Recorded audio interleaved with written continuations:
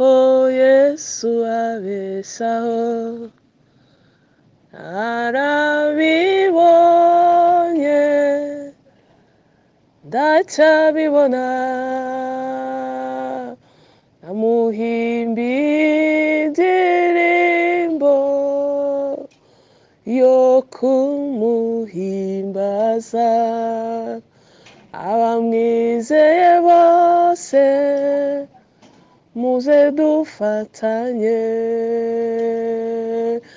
Yesu arankunda sinyeganyira, mpagijwe nawe arankunda. Yesu arankunda sinyeganyira, mpagijwe nawe arankunda, mpagijwe nawe arankunda. Yesu ashimwe. Yesu ahimbazwe. Abantu bose mukurikira MPUMURIZA TV, ndabasuje mu izina rya Yesu, ndabagundiriye, abakumbuye guhoberwa ndabahobeye, indamukanyo yose abantu baramukanya nyibasuhujemo buri wese ahari. Imana y'amahoro ibakunde cyane kandi bishimire. Nitwa Cecile, nanjye nejejwe no kugira ihumure natanga ku bantu bose batuye isi, ku bantu bose bakurikirana iyi TV, ku bababaye bose, ku bakeneye iryo humure. Nta wabura icyo avuga yarahuye na Yesu akamuhumuriza. Izina ry'Imana nirihabwa icyubahiro. Naririmbye ngo mfite umuhamya bw'uko Yesu abeshaho, narabibonye kandi n'ubu ndacyabibona. Niba nawe yarakubeshejeho ukaba warabibonye kandi ukaba n'ubu ukibibona, ngwino dufatanye duhimbaza uwo Mwami. Haleluya. Kandi niba utarabibona biragusaba gusa ngo umwizere, hanyuma ubone nawe ubuhamya bw'uko Yesu abeshaho. Izina ry'Imana nirihabwa icyubahiro. Mpumurije abantu bose, abantu bafite ubwoba, abantu bananiwe, abantu bacitse intege, abantu babuze uko babigenza n'uko babigira, abikoreye amaboko, ababuze aho berekera.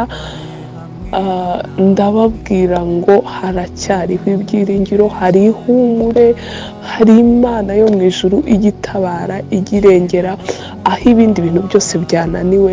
Abavandimwe bananiwe, umugabo wawe yananiwe cyangwa umugore wawe, mama wawe wakubyaye yananiwe, papa wawe wakubyaye yananiwe, inshuti zananiwe, nubwo waba ufite n'abandi bantu bakomeye n'aboroheje, abantu bananiwe, ikintu cyose washobora kwikorera cyangwa abantu bashobora kugukorera cyananiwe, haba hasigaye ikintu kimwe gusa, haba hasigaye kugerageza Imana yaremye ijuru n'isi. Yo ntabwo iginanirwa, yo ntabwo igirambirwa kutwumva, ntabwo itinya, nta kintu kiyinanira. Ni Imana ishobora byose. Haleluya. Iyo rero ni Imana itanga amahoro, ni Imana itanga ihumure. Ni ukuri itaguhumurije nta n'umwana w'umuntu nta nubwo yabasha kuguhumuriza, kuko niyo yonyine ishobora kuguhumuriza kandi ugahumurika. Izina ry'Imana nirihabwa icyubahiro. Reka nite n'abandi ntihagira abandakarira cyangwa se ngo batekereze ibindi, ariko ndashaka guhumuriza abasingomata kuko nanjye ndi umusingo. Ndashaka guhumuriza abamama bibana, abapapa bibana, abakobwa babyariye mu ngo, babyariye iwabo. Nimvuga mu ngo wagira ngo ni urugo rwe yashatsemo, ariko bavuga ngo abakobwa babyariye iwabo. ndashaka kubahumuriza, ndashaka kubabwira ngo hari Imana. Ijambo ryayo ryarambwiye muri Zaburi ngo ni Imana ibesha mu mazu abantu batagira shinge na rugero. Ndashaka guhumuriza rero abantu badafite shinge na rugero. Yesu ashimwe. Ntabwo mbareba ariko namwe ntabwo muri buze kundeba, ariko byibure muranyumva. Ndasaba Imana ngo umwuka wera akorere muri iri jwi, hanyuma aze agukoreho, aguhumurize. Kuko hari igihe njya nkunda kubwira abantu ngo ese wari waba wenyine kandi uri kumwe n'abantu, ariko ukumva uri wenyine, ukaba wenyine ufite umugabo, ukaba wenyine ufite abana, ukaba wenyine ufite abavandimwe, ukaba wenyine ufite mama wawe na papa wawe bakubyaye, ukaba wenyine ufite abantu bakuzengurutse, ariko ukaba wenyine. Bijya bibaho. Ndashaka guhumuriza umuntu aka kanya ubuze uko agira, umuntu wabuze uko abigenza, umuntu wabuze aho yerekera, umuntu wabuze icyo afata n'icyo areka, umuntu wumva yagwiriwe n'inzu. Ni ikinyarwanda, abanyarwanda bavuga ati inzu yangwiriye, ni kuvuga ngo ibintu byo ikintu cyambayeho noneho ni ishyano karundura, sinzi naho nari kwiza inzu yangwiriye. Rero ndavugana n'abo bantu, ariko cyane cyane ku bamama, abamama b'ibana, waratawe se, umugabo yaragutaye agusigira abana, ntuzi ukuri ubigenze. Ubu hari n'abicaye mu rugo batari bajya ku mashuri kubera ko bamama wabo babuze minerivare, babuze ibikoresho, babuze uko babigenza n'aho berekera. Kandi ukaba uzi ngo papa wabo ari hariya, amafaranga arayafite, ashobora kubishyurira amashuri, ariko akaba ntacyo akora. Abana ukaba uri murareba, mukaba murimo murarebana gutya. Wimbaze, ndabizi gutunga umwana utajya ku ishuri akamara igihembwe. Imana nishimwe. Umureba mu maso gutya mukarebana, akakubwira ati ariko mama nzasubira ku ishuri ryari. Birababaza. Ndavugana n'umumama uyu munsi wabuze icyo yihera abana batarya, abana babwiriwe ndetse baranaburara, cyangwa se barabwirirwa, ariko wenda nijoro bapfa kubona iby'intica n'ikize nabyo bidafatitse, cyangwa se bitanaryoshye, cyangwa se batanakunze. Ndamubwira ngo nawe humura. Ndavugana n'umukobwa uyu munsi wa none wamaze kubyarira iwabo, hari wabyaye uyu munsi, cyangwa umaze ukwezi ubyaye, cyangwa umaze imyaka ubyaye, ariko urabona utazi uko bigenda. Hari urimo uratekereza ati uyu mwana nagenda nkamujugunyira se nkigendera, nkajya gutangira ubundi buzima, nkajya gushaka ubundi buzima. Ndakubwira ngo humura, hari Imana. Ndavugana n'umukobwa uyu mwanya watewe inda, ariko utazi ahantu ari buyerekeze, utazi uko biri bugende.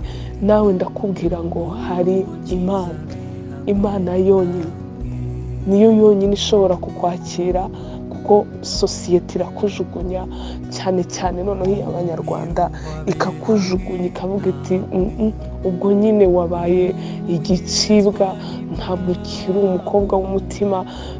Biragaragara ko uri indaya, biragaragara ko uri umusambanyi, umbare ukoresha ayo magambo, ariko niko sosiyete nyarwanda ibifata.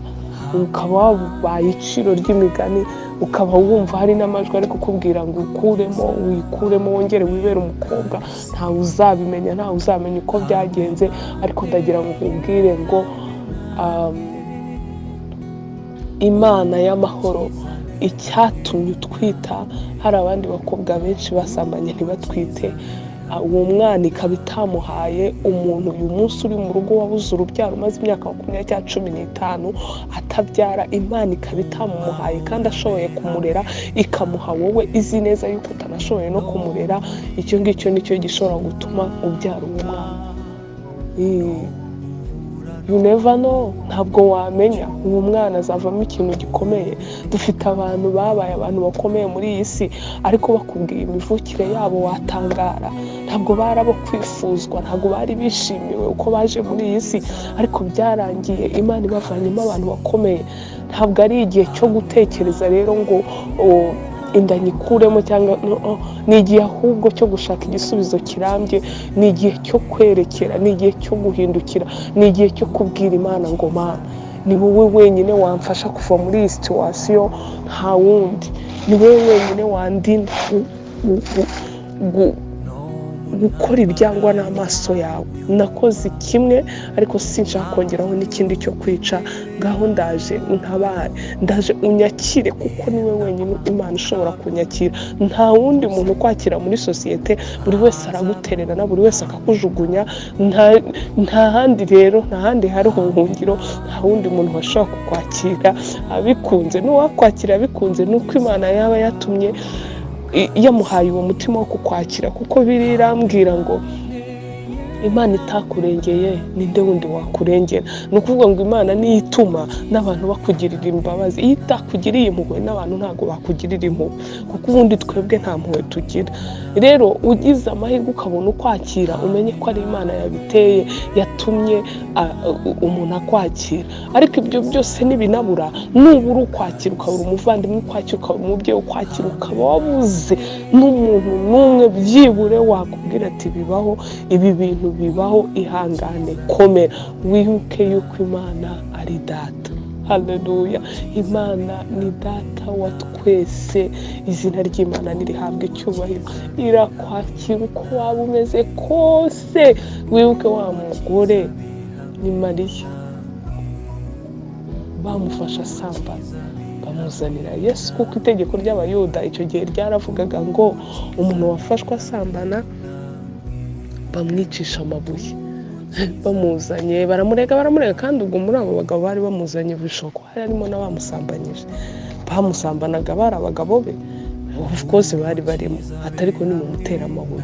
Ngo yunama yandika hasi, yubuye umutwe asanga abo bantu bose bagiye. Abaza umugore ati abantu bose bakuregaga bari hehe? Umugore aramubwira ati bagiye. Aramubwira ati genda uzongere gukora icyaha ukundi, kuko ni umucamanza w'ukuri, kandi Imana yacu ni inyembabazi. Kuva Yesu yaza, Imana ituremera mu mbabazi za Yesu. Hanyuma nta kintu na kimwe cyatuma atakwakira. Nta kintu wakora, nta cyaha na kimwe wakora wazana imbere y'Imana ngo uvuge ngo urarengeje. No. Bibiliya iravuga ngo naho ibyaha byanyu byatukura tukutuku, ngo irabihindura umweru bise na sheregi. Uyu munsi ntihagire umuntu ugucira urubanza. N'ijuri imbere y'Imana, mfite umuntu mvugira, n'umukuru w'abatambyi, kandi yitwa Rukundo. Umuririmbyi yaririmbye ngo mu ijuru imbere y'Imana afite umuntu umvugira, ni umukuru w'abatambyi, kandi yitwa Rukundo. Ngo Satani yanyibukije gukiranirwa kwanjye, ngo ashaka kunyihebesha, ngo mpita ntumbira mu ijuru. Haleluya. Izina ry'Imana nirihabwe icyubahiro. Rero ntihagire Satani yashaka kukwicara akubwira ngo ibi bintu wakoze ntibibaho, ntibishoboka, ntushobora kubabarirwa, w'igicibwa. Woya, hari Imana ibabarira buri kintu icyo ari cyo cyose. Icyaha cyose wakora, hari imbabazi z'Imana, hari imbabazi z'Imana za kuri Yesu. Niwe wenyine wakugarurira agaciro, niwe wenyine nyuma yo gutabwa wavuga ngo ndakwemeye, wavuga ngo nzakugirira neza, wavuga ngo nzaguhindurira izina, wavuga ngo nzakugarurira agaciro. Niwe wenyine ubikora, kandi naramubonye abikora. Izina ry'Imana nirihabwe icyubahiro. Ndahumuriza abakobwa babyariye iwabo, kuko nanjye byambayeho. Ndahumuriza abamama bibana, kuko nanjye ndibana niko meze. Ndabahumuriza, ariko muri ibyo bintu byose nabonye Yesu. Nabonye Yesu abana n'abamama bibana, nabonye Yesu abeshaho, nabonye Yesu abesha mu mazu abantu batagira shinge na rugero. Rero mukomereho. Ndibuka kera umunsi umwe nari maze nk'umwaka mbyaye, narabyariye iwacu nyine nk'uko bavuga. Hanyuma ndimuka njya gutura mu cyaro, kuko nabonaga ninguma kuba ikigara ahubwo nzasara. Noneho nkumva nta kintu gisigaye, nkumva ibyanjye byose byararangiye. Abo turi kumwe, abatanta, abahonke bakavuga bati we byararangiye, ntacyo usigaje, ubuzima bwawe warabwangije, warabwishe. ariko mu mutima mfata icyemezo ndavuga ngo Mana, kugira ngo ntazongera no gukora iki cyaha nkongera agatwara n'indi nda, ngiye mu barokore, kuko numvaga mu barokore badasambana, numvaga mu barokore nyine ari abaziranenge. Muri iyo myaka ya za 2000 igihe nakirijwe, mu kuri niko byari bimeze. Njya mu barokore ariko nkagenda nseta ibirenge, numva nyine ntacyo ndicyo, numva nararangiye, ubwo nyine ngiye guhebera urwaje nta kundi. Nuko umunsi umwe ngiye mu nzu y'Imana mu cyumba cy'amasengesho, sinzabyibagirwa, umukozi w'Imana arambwira ngo Imana irambwiye ngo nkubwire ngo ntabwo ari aha bigarukira, ubuzima bwawe ntabwo buzagarukira ahangaha, ko ntabwo ubuzima urimo Imana ibushaka, nta nubwo buzaguma kumera gutyo. Imana izakugirira neza, yikomezeho, yiringire, yifate, yishake. Imana ifite umugambi wo kukugirira neza, Imana izakugarurira agaciro wataye. Haleluya! Ndashima Imana ko uyu munsi ndi kuvuga Imana yakagaruye. Nawe uri aho hantu, aho wicaye, ibyo urimo, uko byaba bimeze kose, uko byaba byanutse kose, ariko ndagira ngo ubwire ngo ni Imana igarura agaciro. Humura, humura, humura, humura, humura.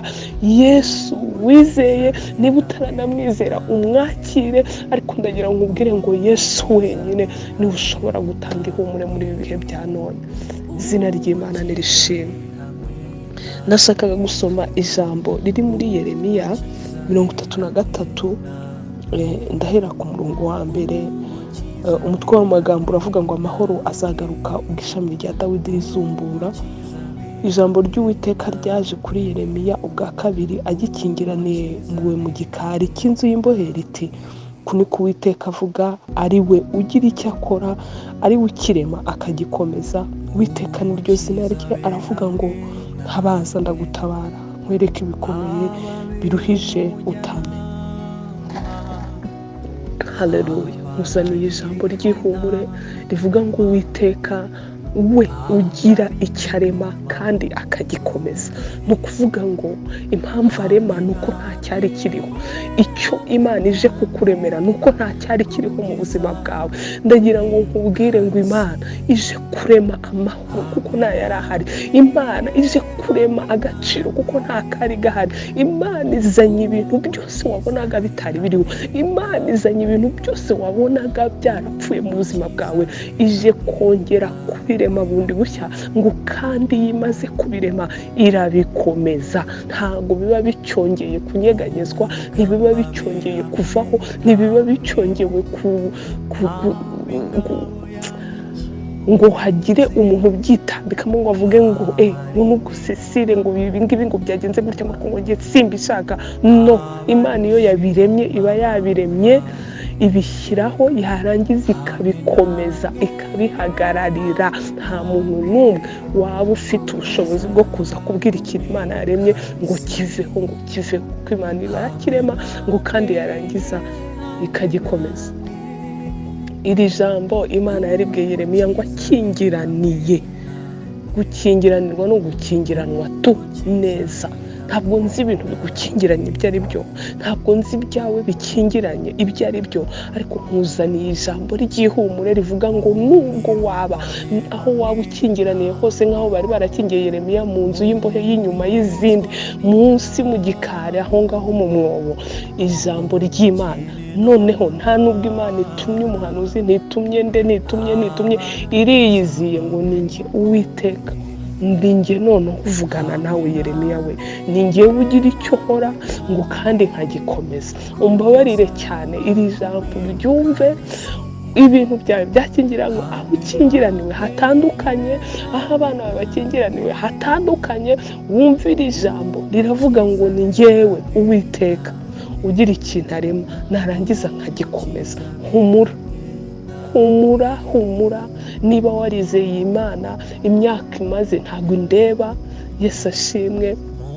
Imyaka iyo Satani akwereka akavuga ati ntabwo bigishobotse, dore imyaka umaze, dore abana bawe amezi bamaze batajya ku ishuri, niba nasubirayo nta bwenge, dore ideni, dore akakwereka do azi gutunga urutoki. Ariko ibyo ngibyo ntabwo mbyitaye, nje kukubwira ijambo rivuga ngo Uwiteka niwe ugira icyo arema kandi akagikomeza, kandi aje kukirema. Umutegereze kuko kuza ko azaza, naho yatinda ariko azaza. Ni Imana yacu. Bibiliya iravuga ngo ni wowe wumva ibyo usabwa, abantu bose bazaza aho uri. Ni Imana yumva ibyo isabwa, abantu bose bazaza aho uri. Ushobora kuvuga uti narasenze, naratagangaye, nasenze mu butayu, nasenze mu mazi, nasenze mu giti, ibyo nanjye byambayeho. Ariko Imana yahinduye ubuzima umunsi umwe. Nta muntu ikoresheje, nta kintu na kimwe, irabikora mu kanya nk'ako guhumbya. Mbona ibitangaza by'Imana birabaye. Nanjye nari maze gufata umwanzuro wo gutorongera ngo ngende nimve mu gihugu, abana mbasige, basigire famiye zo kwasi cyangwa izo kwa nyina, aho nari kubona nindangiza nigendere njye mu kindi gihugu ngo njye gusara, njye kuba mayibobo, ariko nta muntu mbonye, batampaye urw'amenyo, nzasekwe n'abatanzi. Ariko Imana ikora igitangaza ndeba n'amaso from nowhere. Irabikora ku mugaragaro, irabirema, irangisha iranabikomeza. Rero ndakubwira Imana nabonye, humura nubwo bitaraza, ndakubwira ngo bizaza. Nubwo ubona abana bashonje ariko bazarya, nubwo abana batiga bazagera aho bige mirere na mirere, bige baminuze, bagire za PhD. Nubwo ubona nta nzigira, Imana izakubakira inzu. Haleluya. Nubwo utekereza ngo amahirwe yanjye yarapfuye, ubukobwa bwanjye narabwangishe, nabyariye iwacu, ni Imana y'amahirwe ya kabiri ishobora kuguha umutware muri ubwo buzima urimo, ishobora kukugarurira agaciro, nawe ukambara ikanzu y'umweru, ugategura urugori, ugashyira inkwano iwanyu, bakongera bakaguha agaciro. Ni Imana ibikora, ndabizi, narabibonye. Ni Imana ibikora, ni Imana igarura agaciro, ni Imana yubaka, ni Imana iriha minerivare, ni Imana igaburira abana, ni Imana. Ndakubwira ngo humura. Hanyuma ijambo ry'Imana rirongera ribwira Yeremiya, riramubwira ngo Yeremiya we, ntabaza, ndagutabaza. Hanyuma noneho nkwereke n'ibikomeye bihishwe utaruzi. Yesu ashimwe. Tabaza, Imana iragutabara. Hanyuma ngo ikwereke n'ibindi biri imbere, ikubwire n'ibindi biri imbere, ikubwire n'uko izabigenza, ikubwire n'abana bawe uko baziga, ikubwire n'uko bizagenda mu myaka iri imbere, ikubwire ko ikugiriye neza, yongere ikugarukeho. Tabaza, Imana iragutabara. Ntabaza, ndagutabara. Yesu nashimwe. Nta na rimwe ngo Imana yigeze yirengagiza umuntu uyishaka. Bibiliya iravuga ngo mushake muzahabona, mukomange muzakingurirwa, mutabaze muzatabarwa. Imana iratabara. Ishobora kutabikora aka kanya nk'uko ubyifuza, ariko Imana iratabara, ijya ibikora. Rero humura. Ibyo urimo uranyura, irimo irasuzuma kwizera kwawe, cyangwa se irimo irakwigisha kugira ngo iki kintu wanyuzemo, igihe Imana izaba imaze kugusubiza, nuhura n'undi muntu uri kukinyuramo, uzibuke uti Imana, iki kintu nakinyuzemo, urantabara, reka nanjye nkomeze uwo muntu, cyangwa se ngire n'ikindi kintu mumarira, kuko iki kintu nanjye nakinyuzemo ndabizi kiraryana. So rero humura inshuro zose bishoboka, ubwire umutima wawe ngo umutima wanjye humura, kuko Umwami Imana azantabara. Nicyo gituma ntamwara, mu maso yanjye hagakomera nk'urutare. Humura, nongeye kugusubiriramo ngo humura. Imana y'amahoro iraguhumurije, kuko ni Imana y'amahoro. Bibiliya irambwira ngo ntabwo unezezwa no kubabaza umuntu iteka. Ntabwo Imana itezezwa no kudutera agahinda, reka da. Ni inyembabazi. Uko ugirira imbabazi umwana wawe, yaba ari mu mafuti, yaba ari mu makosa, yaba yitwaye ukuntu, ariko ukamugirira imbabazi, noneho ibaze wowe uri umuntu, noneho ni gute se noneho Imana itashobora kugirira imbabazi umuntu yaremye? Ari Imana y'inyembabazi.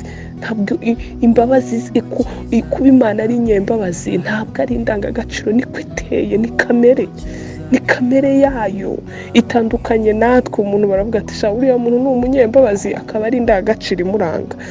kuko twebwe ntabwo ariko duteye muri kamere, ariko Imana ni kamere yayo, imbabazi ni kamere yayo, nguko bukeye nuko bwije imbabazi zayo zihora ziyungura kuri wowe. Rero komera mu izina rya Yesu. Haleluya. Komera, hari Imana mu ijuru ihumuriza abantu bayo. Amen. Mana Data murengezi, mutabazi wacu Yesu, Data wa twese, Imana nyamana, Imana y'inyembaraga, Imana itabara, Imana irengera, Imana ishobora byose, Imana itagira ikinanira, Imana ireba, Imana ihumuriza, Imana nabonye, Imana yanyitayeho, ntafite kirengera, ntafite uwo natabaza, ntafite uwo nabwira, atari uko abantu bari babuze, ariko kubera ko nari narabaye igicibwa, ariko ukambwira ngo ntabwo uko abantu bareba siko ndeba, uri umwana wanjye ndagukunda kandi nzakugirira neza. Ndasenze Mwami kugira ngo abantu bose bari bumvira ijambo rigira icyo rihindura mu mitima yabo, yongera agarura ibyiringiro, yongera agarura amahoro, yongera agarura umunezero. Ndabizi ntabwo byoroshye Mwami kugira ngo umuntu agarure umunezero abana baburaye, ntabwo byoroshye kugira ngo umuntu yishime abana batari kujya ku ishuri, ariko Mana yampaye ibyishimo, icyazanye umubabaro kigihari. Ndakwinginze ngo usange n'aba bantu bari kumva Mwami Imana ubu butumwa, ubahumurize, ukore ku mitima yabo, ubakize, ubomore nk'uko wanyomoye, ubakize ibikomere nk'uko wanyijije, ubagaburire nk'uko wangaburiye, urihe minerivare nk'uko wayirihiye abana banjye, ubarengere, ubatabare, imbabazi zawe zibabonekeho, ubuntu bwawe busage kuri bo Mwami, ubagirire neza kugira ngo izina ryawe ryongere ryamamare hose Mwami. Haleluya. Niko wabwiye Abisiraheli, urababwira ngo nzabakura mu bituro byanyu, ngo kugira ngo mumenye yuko ndi Uwiteka. Kura abantu mu bituro byabo, kura ababyeyi mu bituro byabo, kura abakobwa mu bituro byabo, bakuraho bafungiraniwe, bakuraho bananiriwe Mwami, basimbutse iyi myobo, basimbutse iyi myorero, bageze hakurya, kuko nta yandi mahitamo, nta bundi butabazi babona hafi, nta kindi bashoboye kwikorera, ariko wowe uri Imana ishobora byose.